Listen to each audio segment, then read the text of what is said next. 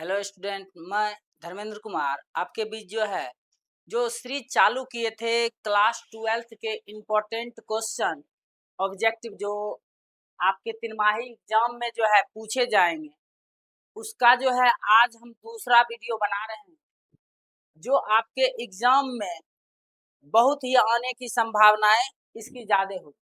और अगर आप इस वीडियो को देख लेते हैं तो आपको एग्जाम में इसी से बहुत सारे क्वेश्चंस आ जाएंगे। आज अपना टॉपिक रहेगा गॉस प्रमेय और उससे कुछ रिलेटेड क्वेश्चंस रहेंगे। अब देखिए, पहले हम थोड़ा सा गॉस प्रमेय के कॉन्सेप्ट को आपको क्लियर कर दें ताकि आप अच्छे ढंग से इसका जवाब दे पाए। तो देखिए, गॉस प्रमेय कहता है, गॉस प्रमेय के अनुसार कहा जाता है कि किसी बंद घिरे सतह से होकर गुजरने वाला कुल विद्युतीय फ्लक्स उस बंद घिरे सतह में उपस्थित कुल आवेश का 1/ε0 गुना होता है। मान लीजिए ये आपका तो बंद घिरा सतह है और इसमें आवेश आप रखे हैं Q और इससे विद्युतीय फ्लक्स अगर मान लीजिए फाई हो निकलती है इससे हो करके, तो इसका फॉर्मूला होता है phi equal to 1/ε0 into Q। यहाँ क्या है, Q टोटल, इसमें हो सकता है बहुत सारा Q1 Q2 Q3 बहुत सारे आवेश हो सकते हैं, तो इन सभी का क्या होना चाहिए, जोड़ होना चाहिए। ठीक है, तो इस तरह से ये पहला अपना गॉस प्रमेय देखेंगे और इसका कुछ अनुप्रयोग था जिसमें हम बताए थे सीधी लंबी चालक के कारण, अनंत लंबाई के चालक के कारण, फिर बताए थे एक आवेशित पृष्ठ के कारण और फिर गोले के कारण। ये तीन तरह का इसमें क्वेश्चंस पूछा जाता है और इसी आधार पर आपको इसका आंसर भी देना। ठीक है, तो अब हम चलते हैं अपने क्वेश्चंस की ओर। अगर इतना बात आपके माइंड में रहेगा तो क्वेश्चन बहुत ही आसानी से आप सॉल्व कर सकते हैं। ठीक है, तो चलते हैं पहला क्वेश्चन। देखिए क्या कहता है, किसी आवेशित खोखले गोलाकार चालक के भीतर विद्युतीय तीव्रता का मान होता है। ठीक है, तो देखिए आपसे एक क्वेश्चन अगर कहा जाए कि अंदर में किसी भी कैसा भी पृष्ठ हो उसके अंदर में अगर विद्युतीय तीव्रता की बात की जाए तो वो कितना होता है, 0 होता है। कितना होता है, 0। और यह क्यों होता है, इसका भी कुछ कारण है। ठीक है, इसका भी कारण यह है कि इसका विद्युत फ्लक्स जब तक बाहर नहीं निकलेगा तो क्या होगा कि वहां पर विद्युतीय क्षेत्र क्या हो जाएगा, 0। काहे कि आवेश से क्या होता है, बाहर की ओर विद्युत क्षेत्र रेखा बाहर निकलती है। जैसे इसमें मान लीजिए प्लस Q आवेश है तो इसके बाहर विद्युतीय क्षेत्र होता है, इसके अंदर विद्युतीय क्षेत्र 0 होता है। किसी भी आवेशित चालक के बाहर विद्युतीय क्षेत्र पाया जाता है, अंदर में नहीं। और यही कारण है कि किसी गाड़ी के ऊपर अगर कोई इलेक्ट्रिक वायर गिर जाए तो उसके अंदर बैठे आदमी को करंट नहीं लगता है, जबकि बाहर वाले को करंट लगता है। ठीक है, इसका राइट आंसर हो जाएगा ऑप्शन नंबर सी। ठीक है, अब हम चलते हैं दूसरे क्वेश्चन की ओर। क्या कहता है कि चालक पदार्थ से बने असीमित आवेशित पतली चादर की सतह के निकट स्थित किसी बिंदु पर विद्युत क्षेत्र का मान कितना होता है। तो देखिए, जब हम गॉस प्रमेय का अनुप्रयोग बता रहे थे तो उस समय हम कहे थे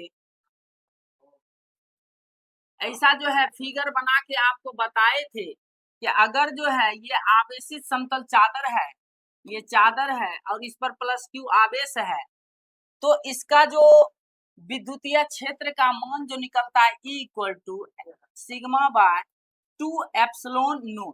ये क्या होता है, सिग्मा बाय 2ε0। तो आपको याद रखना है पतली चादर की सतह के निकट विद्युत क्षेत्र की तीव्रता E इक्वल टू क्या होता है, सिग्मा बाय 2ε0। और जहां सिग्मा पृष्ठीय आवेश घनत्व है। क्या है? पृष्ठीय आवेश घनत्व, जो आपको हम पिछले वीडियो में बता चुके हैं, और इसका भी मात्रक होता है कूलम पर मीटर स्क्वायर। ठीक है, तो तीसरे क्वेश्चन को अगर हम देखें तो तीसरा क्या कहता है कि किसी गोलीय पृष्ठ के अंदर यदि +q आवेश रख दिया जाए तो संपूर्ण पृष्ठ से निकलने वाला विद्युत फ्लक्स कितना होगा। कहता है किसी गोलीय पृष्ठ के अंदर में, मतलब कि अगर हम यहाँ पर क्या करते हैं, अंदर में हम रख देते हैं +q आवेश रख दिया जाए तो संपूर्ण पृष्ठ से होकर पृष्ठ से निकलने वाला विद्युत फ्लक्स कितना होता है। तो हम आपको बताएं गॉस प्रमेय में कि अगर किसी बंद घिरे सतह के अंदर +q आवेश है तो उसमें जो है फाई इक्वल टू होता है 1/ε0 इंटू q, अर्थात इसका जो है राइट आंसर हो जाएगा q/ε0। ठीक है, तो इस तरह से जो है ये देखिए आपके एग्जाम में, पिछले एग्जाम में 2019 में ये पूछा गया क्वेश्चन है। ठीक है, और जो है जितना भी ये क्वेश्चन करवाया जा रहा है प्रीवियस ईयर में पूछा जा चुका है। ठीक है, तो क्वेश्चन नंबर अगर हम 4 देखें तो क्या कहता है, विद्युत फ्लक्स का SI मात्रक क्या होता है। तो हम पहले समझना चाहेंगे कि विद्युत फ्लक्स क्या होता है। तो देखिए किसी भी विद्युतीय क्षेत्र में, किसी विद्युतीय क्षेत्र में उपस्थित पृष्ठ के लंबवत, उपस्थित पृष्ठ के लंबवत गुजरने वाली विद्युतीय बल रेखाओं की माप को हम कहते हैं विद्युत फ्लक्स, और फाई इक्वल टू होता है फॉर्मूला आपका E.ds, E.ds, जहां पर E है विद्युत तीव्रता और ds है अल्पांश क्षेत्रफल, अल्पांश क्षेत्रफल।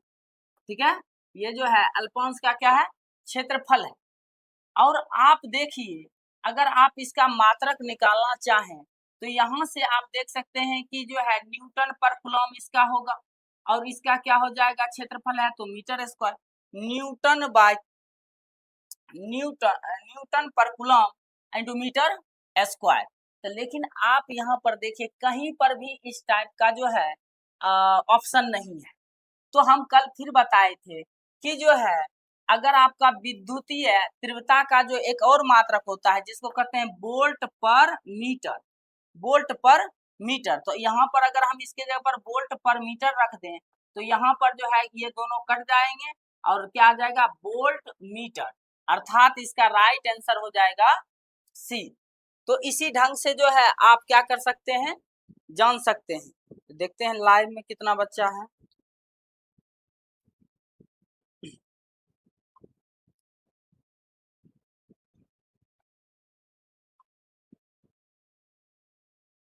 किधर है इसमें लाइव में कितना बच्चा है, कैसे देखूंगा,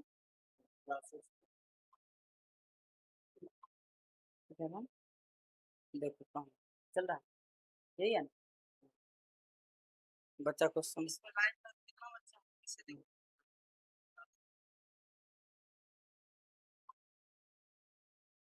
हम्म,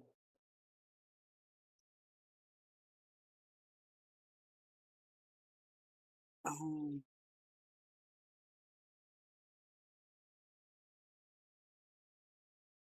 क्या कर रहे, क्या है, हम सोच रहे हैं हिस्ट्री का थोड़ा तो पता नहीं। इसमें सब आर्ट्स वाला है। ठीक ठीक, अब देखिए, अब जो हम क्वेश्चन नंबर 5 देख लेते हैं। क्वेश्चन नंबर 5 क्या कहता है, चालक के अंदर इलेक्ट्रॉन की गति होती है। कि देखिए जब भी किसी चालक के अंदर इलेक्ट्रॉन गति करता है तब ही उसमें जो है विद्युत धारा जो है प्रवाहित हो पाता है। आप जानते होंगे कि इलेक्ट्रॉन के प्रवाह की दर को हम क्या कहते हैं, विद्युत धारा कहते हैं। आप 10th क्लास में पढ़े होंगे। तो देखिए कि जब किसी भी चालक तार में विद्युत धारा प्रवाहित होती है अर्थात इलेक्ट्रॉन प्रवाहित होती है, तो वो किस तरह से प्रवाहित होती है, तो यह जो है त्वरित गति के रूप में जो है प्रवाहित होती है, ठीक है, त्वरित ढंग से, ठीक है।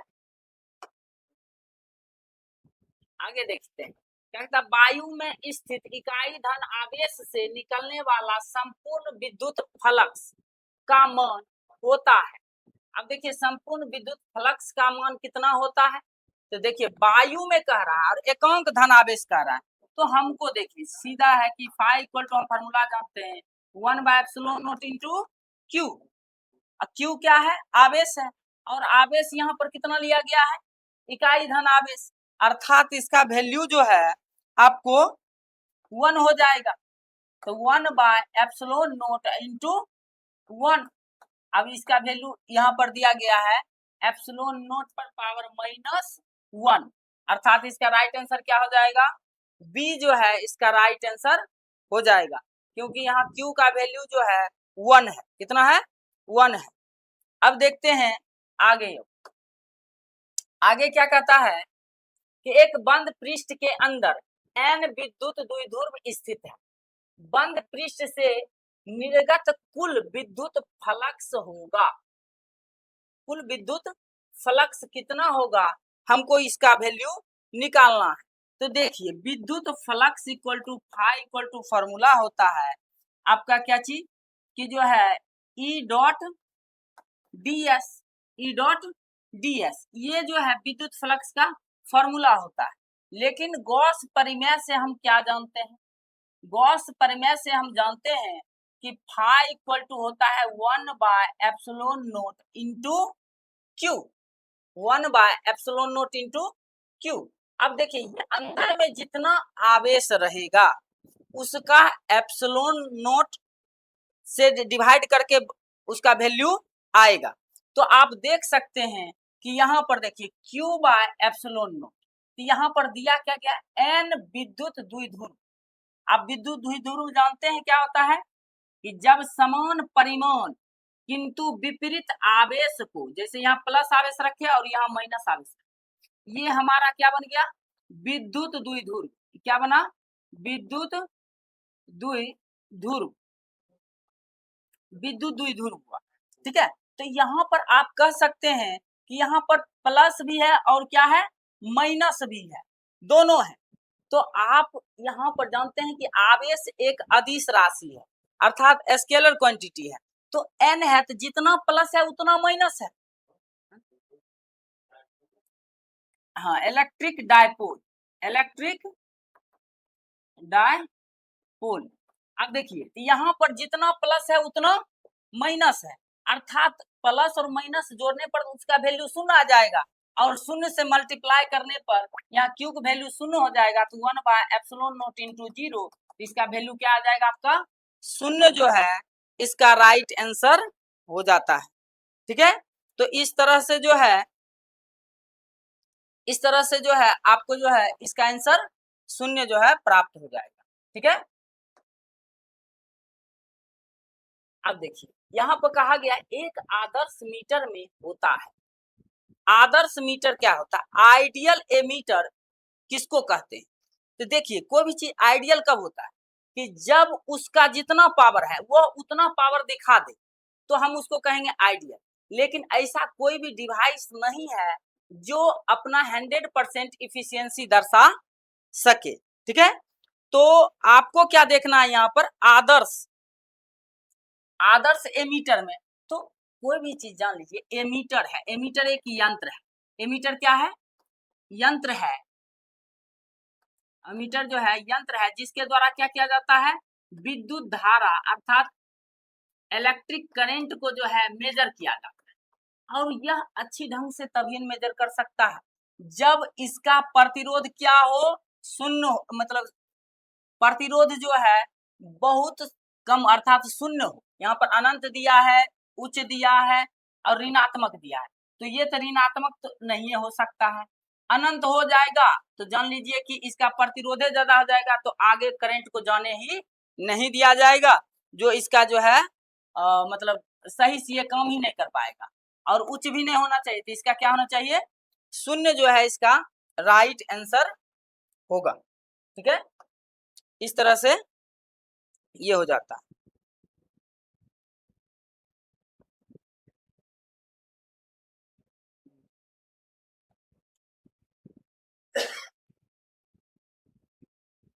ठीक है, आगे देखते हैं आप। वीडियो लैग कर रहा है, देख लेते हैं आगे। अब कहा गया क्वेश्चन कि +10 माइक्रोकुलम और -10 माइक्रोकुलम के दो बिंदु आवेश वायु में परस्पर 40 सेंटीमीटर की दूरी पर रखे गए हैं, तो निकाय की विद्युत स्थितिज ऊर्जा ज्ञात कीजिए। तो पहला चीज ये समझिए कि यहाँ पर जो है एक +Q आवेश है और यहाँ पर एक -Q आवेश है, और इसका वैल्यू दिया गया है 10 माइक्रोकुलम और इसका दिया गया है -10 माइक्रो, और इस दोनों के बीच की दूरी दी गई है 40 सेंटीमीटर। ठीक है, 40 सेंटीमीटर। तो देखिए क्या होता है, स्थितिज ऊर्जा V इक्वल टू फॉर्मूला होता है 1/4πε0 Q1 Q2 R। ये जो है स्थितिज ऊर्जा का फॉर्मूला होता है जो आपको याद रखना होगा। ठीक है,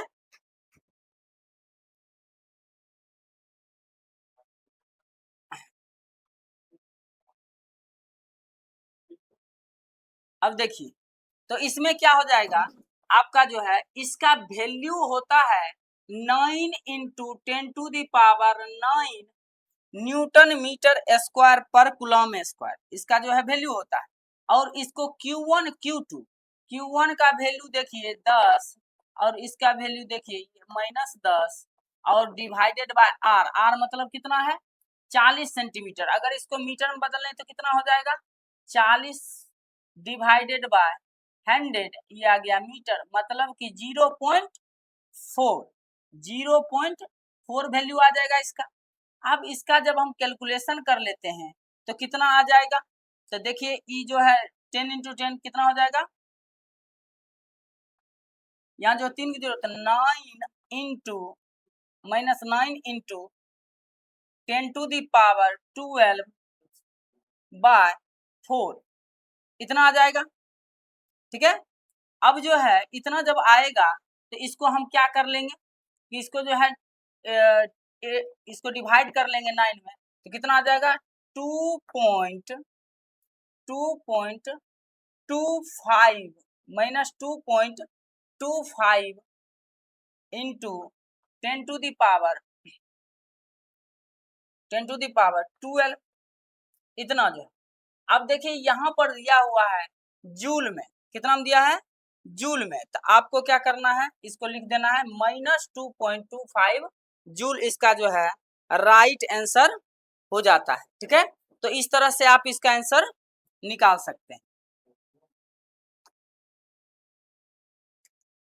अब देखो आगे अगर हम क्वेश्चन देखें, क्या है विद्युत द्विध्रुव की निरक्षीय स्थिति में विद्युत विभव का व्यंजक होता है। अब देख लेते हैं विद्युत द्विध्रुव की निरक्षीय स्थिति। अब देखो हम तुमको बताए थे कि जब थ्योरी का क्लास हो रहा था तो उस समय कि दो तरह से जो है विद्युत विभव का व्यंजक निकाला जाता है। एक होता है अक्षीय स्थिति, ये ए और ये हो गया बी। अगर ये जो है विद्युत द्विध्रुव है, यहाँ पर +Q और यहाँ -Q है और इसी के आगे कोई एक बिंदु P है, तो ये जो है अक्षीय स्थिति हुआ। लेकिन अगर हम विद्युत द्विध्रुव के ऊपर जो है किसी बिंदु P पर देखें 90 डिग्री पर, तो ये क्या हो जाता है निरक्षीय स्थिति, एक्सियल पोजीशन और जो है इक्वेटोरियल पोजीशन। अब देखिए यहाँ पर जब आप वैल्यू निकालते हैं निरक्षीय स्थिति में, तो विद्युत विभव का वैल्यू आता है 0। निरक्षीय स्थिति में विद्युत विभव का वैल्यू होता है 0, परंतु जो है जब अक्षीय स्थिति में वैल्यू निकालते हैं V इक्वल टू, ये आता है 1/4πε0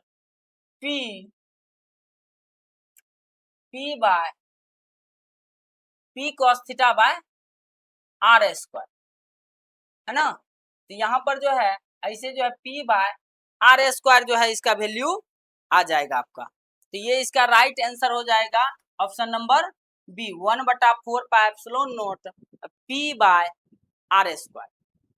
ठीक है, तो इस तरह से जो है इसका राइट आंसर आता है। अब देखते हैं आगे की ओर। क्वेश्चन नंबर 4 क्या कहता है कि एक बिंदु आवेश Q से r दूरी पर विद्युत विभव का मान कितना होता है? r दूरी पर विद्युत विभव का मान कितना होता है? तो देखिए V इक्वल टू होता है W बाय Q। ठीक है, और जो है W इक्वल टू होता है F into R by Q, ये होता है। और R दूरी पर तो सीधा जो है लगाइए 1/4 पाई एप्सिलॉन नॉट Q बटे R होता है। क्या होता है? Q बटे R होता है इसका फॉर्मूला। बिंदु आवेश के कारण Q से R दूरी पर विद्युत विभव का वैल्यू कितना होता है? 1/4 पाई एप्सिलॉन नॉट Q बटे R। ठीक है, अक्षीय स्थिति में जो है 2P बटे R स्क्वायर हो जाएगा और निरक्षीय स्थिति में 0 हो जाता है। ठीक है, ये आपको याद रखना। अब देखिए क्वेश्चन नंबर 5, बहुत बार क्वेश्चन ये जो है पूछा गया है। अगर आप देखिएगा प्रीवियस ईयर क्वेश्चन उल्टा के, ऐसे तो देखिए 2021 में भी जो है पूछा गया है। ऐसे ये क्वेश्चन बहुत बार पूछा जाता है और अब की बार जो है संभावना जरूर बनता है इसका कि जो है तिमाही में पूछे। तो देखिए विद्युत विभव जो होता है बराबर होता है। तो देखिए यहाँ पर जो है आपको एक फॉर्मूला याद रखना पड़ेगा कि विद्युत तीव्रता और विद्युत विभव में संबंध होता है equal to minus dV by d x. क्या होता है? Minus dV by d x. भी क्या है? विद्युत विभव, और यहाँ एक्स है डिस्टेंस के रिस्पेक्ट में इसका क्या निकल जाता है? इसका डिफरेंशिएशन होता है। ठीक है, तो यहाँ पर आप देखिए तो डी भी इक्वल टू क्या लिख सकते हैं? यहाँ लिख सकते हैं E इंटू डी एक्स। विद्युत विभव बराबर है, तो यहाँ पर आप देख रहे हैं किसी भी ऑप्शन में ऐसा नहीं, तो इनमें से कोई नहीं इसका जो है राइट आंसर हो जाएगा। ठीक है, तो इस तरह से आप इसका भी आंसर जान गए।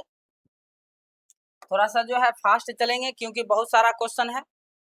विद्युत प्रवणता बराबर होती है, अभी जस्ट बताए थे, E बराबर होता है dV by dx, dV by dx। ठीक है, dV बाय dx होता है विद्युत प्रवणता। प्रवणता मतलब कि क्या चीज है? इलेक्ट्रिक ग्रेडियंट जो है ये कितना के बराबर होता है? तो यहाँ पर देखिए ऑप्शन के अनुसार ये लिखा है D by W, W by Q, W by Q, और जो है यहाँ लिखा है W, W Q और रूट अंडर W Q। तो इसमें से जो है कोई भी इसका जो है आंसर नहीं दिखाई दे रहा है, लेकिन हम यहाँ पर जो है क्या करेंगे, V का जो होता है W बाय Q होता है, यहाँ पर dx है equal to W by V by Q। इसमें से देखिए ये इसका लगता है ऑप्शन जो है सभी गलत हो जाएंगे। इसमें क्या है कि W by D by W तो होता ही नहीं है किसी का, WQ और WQ भी किसी का नहीं होता है। ठीक है, और यहाँ विभव प्रवणता, प्रवणता मीन्स होता है ग्रेडियंट किसी के रिस्पेक्ट में, तो यहाँ तो किसी के रिस्पेक्ट में है ही नहीं, ये भी तो नहीं हो सकता है। और W बाय Q क्या होता है? V होता है। तो इसको जो है लगा सकते हैं ऑप्शन के अनुसार, ऑप्शन नंबर बी, नहीं तो इसमें से और भी कोई होने का चांस नहीं है ऑब्जेक्टिव में। ठीक है,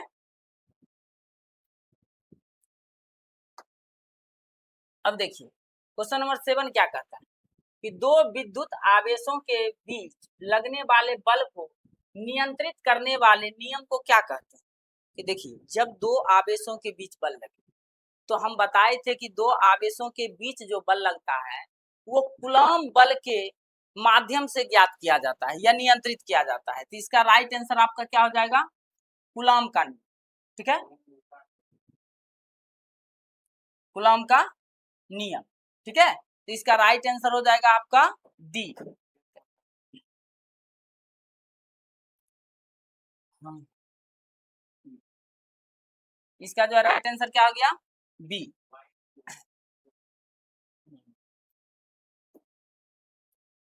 आगे है, कहता अगर दो आवेशों के बीच की दूरी बढ़ा दी जाती है